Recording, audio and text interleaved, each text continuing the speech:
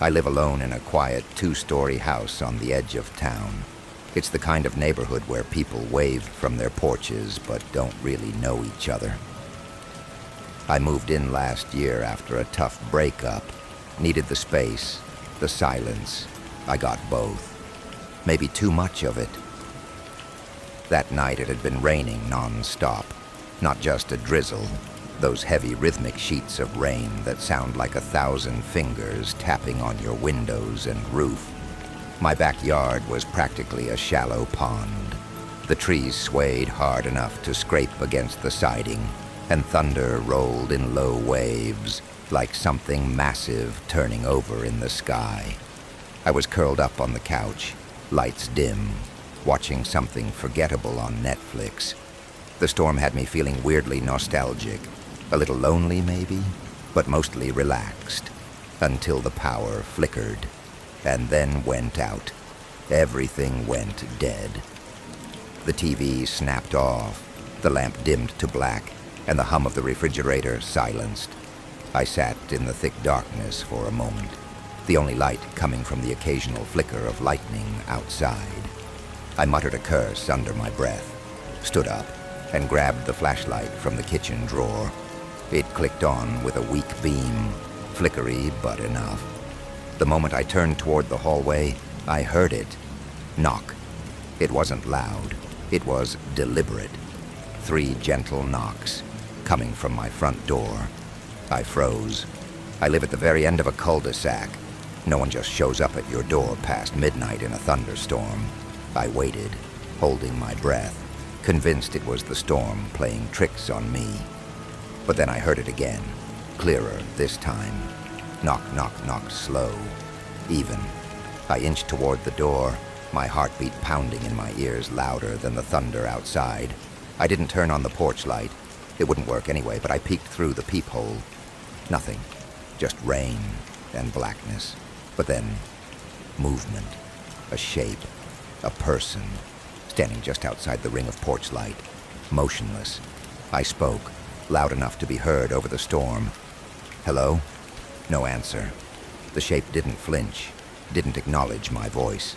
That's when I noticed something even more disturbing. The figure wasn't drenched. It was standing in the rain, but it wasn't wet. I stepped back from the peephole, pulse racing. My flashlight flickered again, and for a split second, I was plunged into complete darkness. When it came back on, knock, knock, knock. Louder this time. My body acted on its own. I moved away from the door, backpedaling slowly toward the stairs, thinking maybe I should go up to my room and call the police. But my phone was charging on the couch, and the Wi-Fi was dead. Suddenly, the knocking stopped. I waited, counted seconds in my head. 10, 20, 30. And then something tapped on the living room window. That window is 6 feet off the ground. I spun around, heart in my throat. The flashlight's beam trembled in my hand as I walked back toward the living room. I didn't pull the curtain. I didn't want to see. Then a whisper, clear, right outside the glass. Let me in. My legs nearly gave out. Let me in. It wasn't a scream or even a threat. It was soft, calm, almost like it was trying to be polite. I gripped the flashlight tighter, breath stuck in my chest, staring at the curtain like it might burst open any second. Lightning flashed again, illuminating the window from the outside, and for just a fraction of a second, I saw the silhouette behind it. It was a man, tall, but something about his shape was wrong. He was too thin, not in a sickly way, but like his limbs were stretched unnaturally, like someone had pulled his arms and legs longer than they should be. His head cocked at an odd angle, and I swear to God, his neck looked too long, like it curved downward toward the window. And those words again. Software, patient. Let me in. I didn't respond, didn't move. I was terrified that if I so much as blinked, I'd hear the sound of breaking glass. I stepped back, trying not to make any noise. My foot creaked against the old wooden floor, just a whisper of sound. But it was enough. The figure snapped its head in my direction. Even through the curtain, I could feel it, like a dog hearing its name in a crowd. Let me in. It wasn't polite anymore, still soft, but urgent, almost pleading. I bolted, ran up the stairs 2 at a time, and slammed my bedroom door shut, shoving the dresser in front of it with every ounce of strength I had. I sat in the corner, flashlight still flickering, the storm still raging. My phone, thank God, still had a bit of charge left. I grabbed it and tried to call 911. Nothing. No signal. No Wi-Fi. And then I heard it. The front door handle, rattling. Softly at first, then harder. A slow turn, like someone testing whether it was locked. Then, boom. He threw his weight against it. Boom, boom. I covered my mouth to stop from screaming. And then, silence. No more knocking, no more whispers, nothing but the rain. I sat there for what must have been an hour, maybe longer. I watched the battery on my phone drop from 9% to 2%, then 1%. I didn't know what to do. I didn't sleep. Couldn't. Eventually, maybe around 4 or 5 a.m., power came back. Lights blinked on. Refrigerator hummed. My phone buzzed to life with a bar of signal. I called the police. They came quickly, given the storm. 2 officers walked the perimeter, asked me the usual questions. Was it a neighbor? Was I drinking? Had I fallen asleep and imagined it? But the footprints proved it. There were long barefoot tracks leading from the sidewalk up to my front door, and then around the side of the house to the living room window. But here's the worst part. They didn't lead back out. I stood with the officers as they followed the footprints to the edge of my backyard. The ground was soaked, puddles in every dip of the earth. Yet the prints just stopped. Not faded, not washed out. Stopped, abruptly, mid-stride. The last one pressed halfway into the mud, as if the thing had lifted off the ground entirely. One of the officers muttered something about must have jumped the fence, but I could tell he didn't believe it. Neither did the other. They both kept looking back at the house, and me. They left eventually, telling me to call again if anything strange happened. I nodded, thanked them, and locked every door, every window, every latch in that house. I even jammed a chair beneath the handle of the basement door, just in case.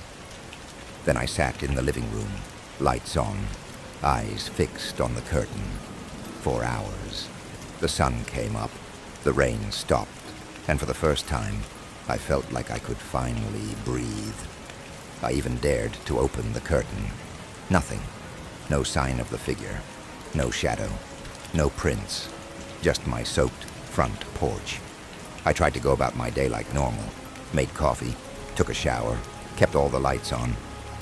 But when I stepped back into the living room that evening, just as the sky began to darken again, I saw it.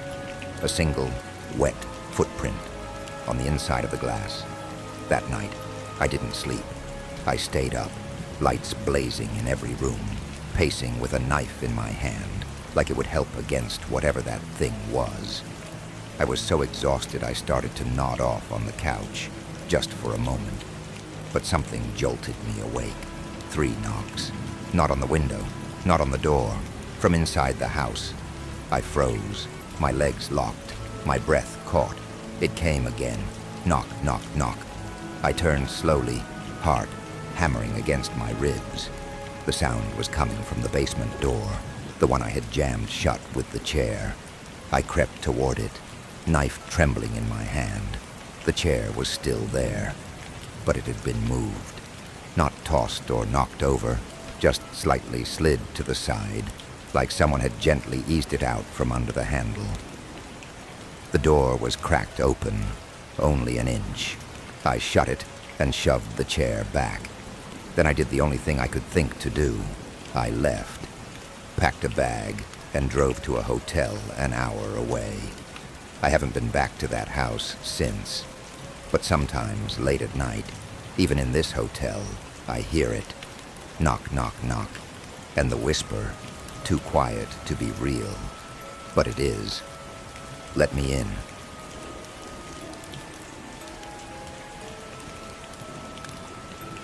It had been raining non-stop for 2 days. Heavy, pounding sheets that turned the streets into rivers and made the world outside look like a smudged watercolor painting. I live alone in a small 2-bedroom house on the outskirts of Portland. Quiet neighborhood, lots of trees, and during storms like this, complete isolation. It was a Friday night. I'd made some tea, turned on the fireplace, and curled up with a book, trying to tune out the rattling of the windows and the occasional crack of thunder. The power had flickered once or twice, but I wasn't worried. I'd been through worse storms. That night, I didn't feel scared. Not yet. It started when the power went out for good. Not a flicker, not a surge, just gone, like someone had flipped the switch at the source. The lamp beside me dimmed and died. The hum of the fridge disappeared. Even the firelight felt suddenly colder, like it knew something I didn't. I grabbed my phone. Only 27% battery left. Great. I clicked on the flashlight and stood up, heart ticking a little faster than I'd admit. I told myself it was just the storm. It had probably knocked down a power line. Nothing unusual. But then I heard footsteps, not from outside, upstairs. I live alone. I froze, my breath caught in my throat. I stared at the ceiling, listening. 2 slow, deliberate steps, then silence. I backed into the kitchen, keeping the flashlight pointed at the ceiling, as if that would help. My phone buzzed in my hand, and I nearly dropped it. A notification. No service. Even worse, I did something stupid. I called out, "Hello?" No answer. I stood there for what felt like 10 minutes, waiting, listening. Just when I started to convince myself I'd imagined it, I heard something slide across the floor upstairs. Something heavy. I should have left. I should have walked right out the front door and never looked back. But I didn't. I picked up a kitchen knife, told myself it was nothing. Maybe something fell. Maybe a tree limb hit the roof. I climbed the stairs. Each one creaked beneath me, loud in the silence. I reached the hallway and swept the flashlight across the walls. Nothing. Both bedroom doors were closed. The guest room first. I nudged the door open with the knife, heart thumping so hard I felt dizzy. The beam of light revealed nothing out of place. Everything was still, dusty, normal. But when I turned to the master bedroom, the door was slightly open. I hadn't left it that way. I always shut it completely. I stepped closer, slowly, quietly. Every step I took felt like a scream in the dark. The light from my phone barely reached into the room. Then I saw something that made my blood run cold. Faint, wet footprints, leading out of the room, not in, outside, like someone had been inside and left, but not through the hallway. There was only one door. I pushed the door open the rest of the way, expecting to see someone, anyone. The room was empty, windows shut, curtains still drawn, closet door slightly ajar, but I couldn't bear to open it just yet. I backed away, retracing my steps down the hallway, and that's when the lights flickered back on. Just for a second, just long enough to show me that I was not alone.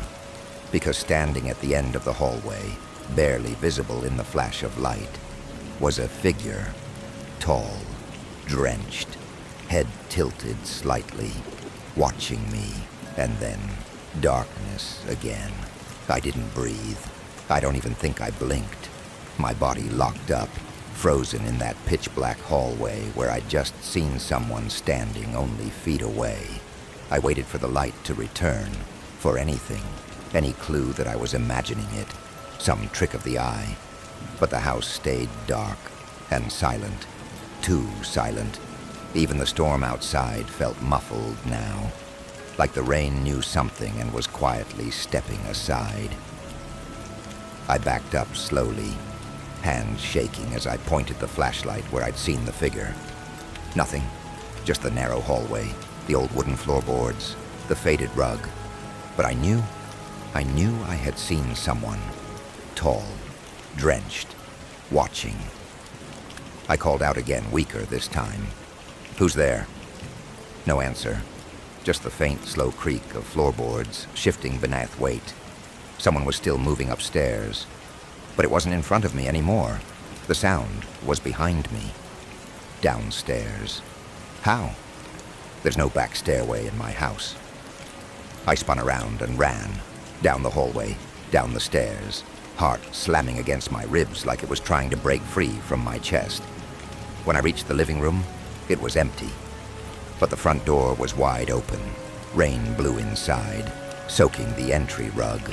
Wind howled through the opening like a scream, and the trees outside bent in the wind, their limbs clawing at the sky. I swear I had locked that door, shut it tight. I stepped forward, about to close it again, when I saw the wet footprints, coming into the house, not out. They started just outside the door and led straight into the living room, and then stopped. There weren't any leading back out. None. Just a trail of water and muddy steps that vanished at the center of the room, like whoever it was had disappeared or was still there, watching. I spun the flashlight around wildly, scanning every corner, every shadow, behind furniture, under the table, behind the curtains. Nothing. Then I heard it again. Footsteps, but this time not upstairs, not even behind me, above me, in the attic. Number. No way. I hadn't been in the attic for months. There was nothing up there but old boxes and dust and rats, or at least that's what I'd always told myself. I didn't want to go up. I shouldn't have gone up, but some part of me, some reckless, terrified part, needed to know. I crossed the hallway to the pull-down ladder and reached for the cord. My fingers brushed it, freezing cold, like it had just been touched by something else. I yanked it down, and the ladder creaked open, steps groaning like they were in pain. One step, two. I climbed, flashlight beam dancing nervously as I peeked over the attic floor. It was empty. Of course it was. Boxes stacked neatly in the corners, dust everywhere, no sign of movement.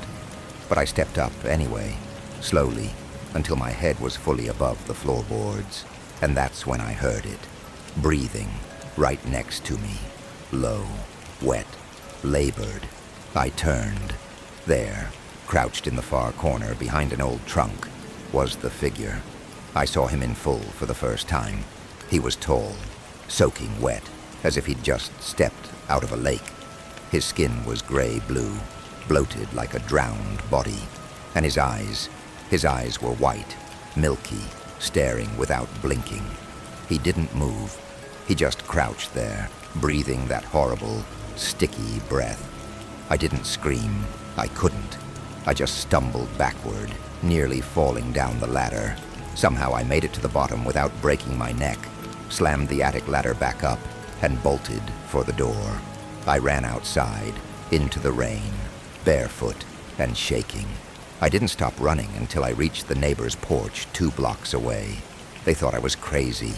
The police showed up, searched the house, found nothing. Not in the attic, not in the rooms, no footprints, no signs of forced entry, just water on the floor, and one thing more, a handprint on the inside of the attic door. I didn't sleep at all that night. After the cops left and my neighbor offered me their couch, I lay there wrapped in a blanket, eyes wide open, staring at the ceiling as the rain outside continued its steady tapping on the windows. The attic, the handprint, the wet man crouched in the shadows. None of it made sense. But I wasn't crazy. I know what I saw. The next morning, just after sunrise, I forced myself to go back home. The storm had passed. Everything outside glistened with dew and soaked leaves. My house looked the same. Still, quiet, normal, too normal. But inside, the air felt wrong, like it wasn't mine anymore, like something else had claimed it. I walked from room to room, flashlight still in hand, even though daylight streamed through the windows. Every creak of the floor, every groan of the old pipes made my heart stutter. I was jumpy, paranoid, but I had to check the attic again. Maybe it was dumb. Maybe it was just some sick obsession to prove I wasn't losing my mind. But I pulled the cord and climbed back up, this time in daylight, heart pounding the whole way.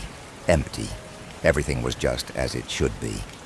Boxes, dust, a broken chair in the corner, no wet footprints, no bloated man, no breathing, except the handprint was still there. Faint, but visible on the inside of the attic door, like someone pressed their hand there and just waited, watched, smiled. That smile haunted me for weeks. I kept the attic door bolted after that, started sleeping with the lights on, even had a friend come stay with me for a while, but nothing happened again. No footsteps, no open doors, just silence. I almost convinced myself it was a stress dream. Maybe the power outage and the rain had gotten to me. Maybe I fell asleep with the flashlight and dreamt the whole thing. I tried to move on, until 2 weeks later, when I found the photo. I was going through some old boxes in the hallway closet, trying to distract myself, when I came across a dusty photo album, one I didn't recognize. I don't remember putting it there. The leather was cracked, and the pages inside were yellowed with age. Most of the pictures were from before I moved in. Shots of the house, old owners maybe, nothing unusual. But tucked near the back was a single Polaroid. It showed the attic, my attic, and crouched in the corner was him. Same soaking wet clothes, same gray-blue skin, same blank white eyes staring directly at the camera. There was a note scribbled on the bottom in fading pen. He waits in the quiet. Don't let the storm in. I dropped the album, ran outside, and called the realtor who sold me the house. At first, she didn't say much, just vague platitudes about how old houses have histories and that every creak has an explanation. But when I mentioned the attic, she fell silent. Then finally, quietly, she told me something I'll never forget. The man who lived there before you, he drowned, but his body was never found. They say he used to sleep in the attic during storms. Said it was the only place he felt safe. Safe? That thing in the attic didn't feel safe. It felt hungry. It's been months since then. I haven't stayed in the house since. I tried renting it out, but no one stays more than a few days. They always leave mid-storm, pale and shaking. One girl swore she heard someone breathing right next to her bed when the power went out. Another tenant found water dripping from the attic on a dry night. And one guy left behind only a voicemail before vanishing altogether. He's not in the attic anymore. Sometimes I still dream about the house, about the thunder, about the handprint, and every time it rains, no matter where I am, I hear footsteps above me, slow, heavy, wet. I turn off all the lights and wait, because I know he's looking for another storm to crawl through. And next time, I don't think he'll leave. It started with a knock. Not a loud one, not even persistent. Just 3 soft taps at the front door. It was close to midnight. Rain was falling in sheets, loud enough to drown out my thoughts, and the thunder that came with it was shaking the old wooden beams of our small house. I live alone. Or rather, I used to. That night, I was curled up on the couch, wrapped in a blanket, watching the rain lash against the windows. I had no lights on, just the flicker from the TV, which I wasn't even paying attention to, the kind of mindless static that fills up an empty house. When the knock came, I thought I'd imagined it. 3 taps, soft, almost polite. I paused the TV and waited, holding my breath, listening for anything else. But the storm outside seemed to swallow all sound. I stood slowly, my feet cold against the hardwood floor, and crept toward the front door. I hesitated. Something in me screamed not to open it. You ever get that overwhelming gut feeling like if you open the door, something wrong will be waiting? That's what I felt. I looked through the peephole. No one. Just darkness and rain. I almost laughed at myself. Probably some branches hitting the frame, or maybe even my imagination. But then, as I turned to go back to the couch, I heard it again. Tap, tap, tap. Closer this time. Not at the door, at the window. I live on the second floor. My apartment has a small overhang outside, but nothing you could really stand on. Certainly nothing someone could climb onto, especially in that rain. I crept over and peeked behind the curtain. Still, nothing. But the glass was fogged up, and in the middle of it was a smear, like someone had dragged their fingers in a slow arc across the condensation. I didn't sleep that night. I sat on the couch, lights on, clutching the fire poker from the fireplace, staring at the front door until morning came and the rain stopped. I convinced myself it was just paranoia. The next day at work, I barely mentioned it. What would I even say? That a ghost knocked on my door in a thunderstorm? But the weirdest part? There was a package waiting for me when I got home, wrapped in wax paper, no label, no name, just sitting on my front steps, completely dry despite the fact that it had rained all night and all morning. I didn't want to open it. I thought about throwing it in the trash, calling the cops, or just leaving town for the weekend. But curiosity won. Inside the package was a photograph, an old black and white picture, faded at the corners. It showed my house, my exact apartment, only it looked abandoned, crumbling, overgrown with vines and trees. And in the window, my window, was a shape, a pale face, and below it, written in a jagged hand across the bottom of the photo, were 4 words that turned my blood cold. Let me back in. I stood in the doorway for almost a full minute, just staring at that photograph. That face in the window. It was wrong.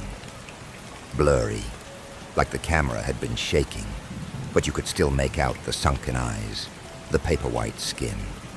The head was tilted at an unnatural angle, like it was too heavy for the neck to hold up.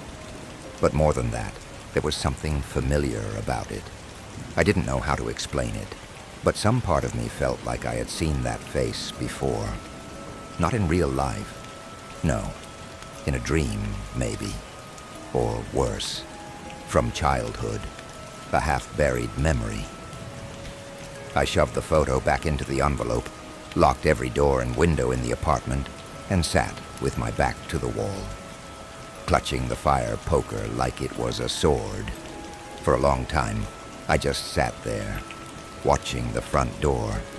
The knock didn't come that night, but something else did. At around 3 a.m., just as I had started to nod off, I heard it. A long, slow, dragging sound across the roof, like someone crawling. I froze, every muscle in my body locked. The sound moved slowly from one side of the roof to the other. Then it stopped. Then, tap, tap, tap, right above my bedroom ceiling. I stared up at the plaster, as if I could see through it. The noise repeated, scratching, tapping, like fingernails on the wood above me. I wanted to scream. I wanted to run, but I didn't. Instead, I grabbed my phone, turned on the flashlight, and crept toward the attic hatch. I don't know what I was thinking. Maybe some part of me hoped it was just an animal, a raccoon, a branch, anything explainable. I slowly pulled the ladder down and shined the light up into the attic. Empty. But it smelled like something had died up there. That iron rot stench of old blood and mildew. The air was freezing cold despite the summer humidity outside. My breath fogged up the light beam. I was about to close the hatch when I saw it. On the wooden floor of the attic, written in thick black charcoal, were the same 4 words from the photograph. "Let me back in." I slammed the hatch shut and pushed a chair under it, heart pounding. I didn't sleep at all that night. The next day, I stayed home from work and called the landlord. I told him there might be squatters in the attic. Someone had broken in. He came by that afternoon with a maintenance guy, and we searched the whole place top to bottom. Nothing. No signs of forced entry, no footprints. Nothing written in the attic either. The floor was clean. Not a single word. I showed him the photo. He frowned. "Where'd you get this?" "It was left at my door," I told him. He went pale.